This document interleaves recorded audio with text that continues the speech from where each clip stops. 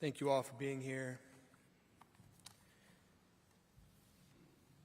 As you can see from the service, music was so important to my grandmother, and it's been just beautiful. So thank you. Governor and First Lady Kemp, thank you. Senators Warnock and Ossoff, thank you. Congress people, Mayor Dickens, thank you all. And again, a special thank you, Secretary Clinton, Mrs. Bush, Mrs. Obama, Mrs. Trump, and Dr. Biden. Thank you all for coming and acknowledging this remarkable sisterhood that you share with my grandmother. And thank you all for your leadership that you provided for our country and the world. Secretary Clinton and Dr. Biden, we also welcome your lovely husbands.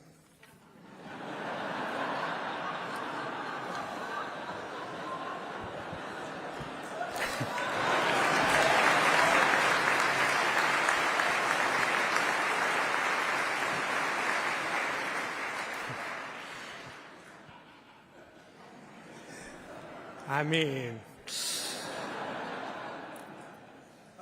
this is a difficult day for my family, but we have been so enormously gratified by the love and support that we have felt from across the world. So thank you so much. And as Reverend Warnock told me, my grandmother doesn't need a eulogy. Her life was a sermon. And it was a mighty testament to the power of faith and to the power of a deep and determined love. And she lived this public love story that we all know of, that has inspired the world, including in these last days. And I think of all the things she accomplished, her most viral moment was when they were at a baseball game and the Braves put them on the kiss cam. And just like today, I mean, people were crying at the Braves game, you know. But we heard about it for years. It's amazing. But in my family,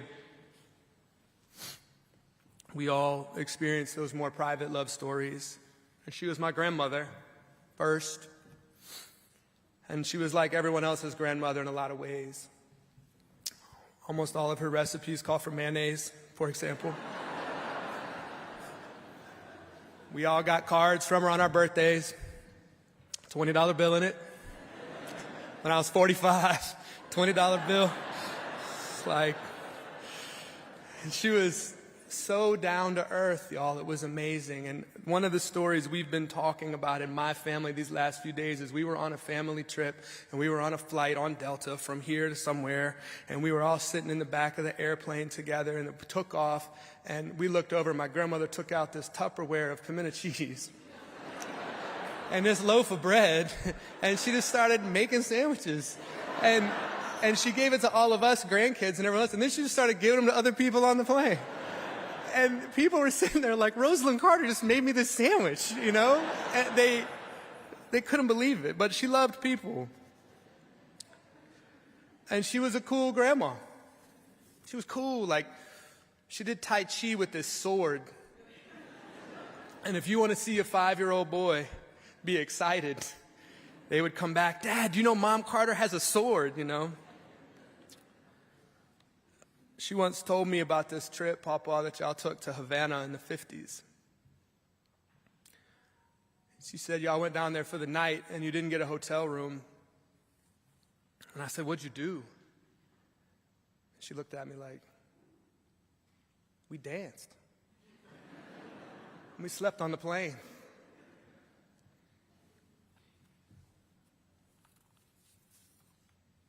They danced, didn't they? She was a rock for our family, and that's true, but in many ways she was more, as Chip said, an adventurer, a voyager, a mountain climber. She learned to ski in her 60s and then skied for 25 more years. As Chip said, she fished trout streams from Georgia to Wyoming and from Venezuela to Siberia, visited 120 countries, climbed Mount Kilimanjaro and Mount Fuji and summited peaks in Bolivia and other places. And I know that she went to the Everest base camp in Nepal. And I can guarantee you that she was looking up at that thing and thinking, if they would just let me. And based on what she did, I think she could have done it. She was born just a few years after women got the right to vote in this small town in the South where people were still plowing their fields behind mules. But she was made for these long journeys, and she was made to summit these mountains. As they said before, when she started in politics, she'd never talked to a group of people bigger than her Sunday school class. And then she elected a governor and a president. She shaped our national policies. She faced down dictators herself on issues of human rights. She built the Carter Center from an idea into a powerhouse for human rights. And as the chair of that board, I've watched her do it, and it's because she poured out her love. All over the world, and especially, as Kathy said, the end of the road. Her 122 countries included Liberia and Mali and Sudan. And it was natural for her to open up her heart to those people, not with pity, but as partners. And she knew in those communities and recognized that ancient steel from rural women who carried their children and their communities on their backs. Whether they're from a 600-person town in South Georgia or South Sudan. As the song says, she knew what comes back when you give your love away. And for my grandmother, what came back was this unshakable strength and this powerful faith, and not just an abiding love, but a fierce, determined, adventurous love that sustained her on all of these long journeys. Journeys, like Kathy mentioned, of her guinea worm eradication, which has taken almost 40 years. But the Carter Center's unwavering efforts and their powerful partners in these tiny villages took a disease that affected 3.5 million people every year in the poorest parts of the world. And this year there won't be millions of cases, Papa. This year we've had 7 total cases. And we're in the last mile because she could see far, and she kept going, was not afraid of these long journeys. Her advocacy for mental health was a 50-year climb that is as remarkable as any other, and has been mentioned already. But if you imagine just how far our society has come in the last 5 years on issues of mental health, and you think that she decided in 1970 to tackle the ancient stigma associated with mental illness, it is remarkable how far she could see and how far she was willing to walk. And that effort changed lives, and it saved lives, including in my own family.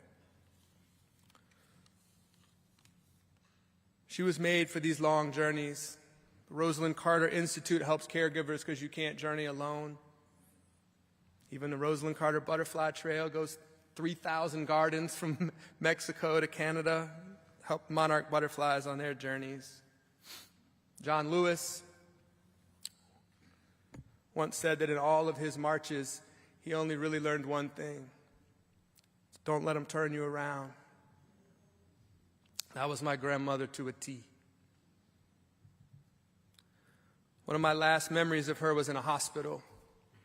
We were there for my grandfather, but she had her own physical limitations that made it hard for her to walk. She had to practice. She was ready to go for one of these walks, and she picked up this cane. And I looked at the cane. She looked at me, and she said, "You know, it's not a cane." And she said, "It's a trekking pole." She said, "It's the exact same kind that those women use when they go to the South Pole."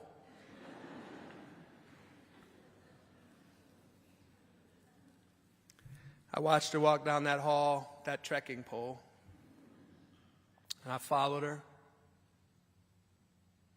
And I just pray that we never lose sight of that path. Amen, and thank you.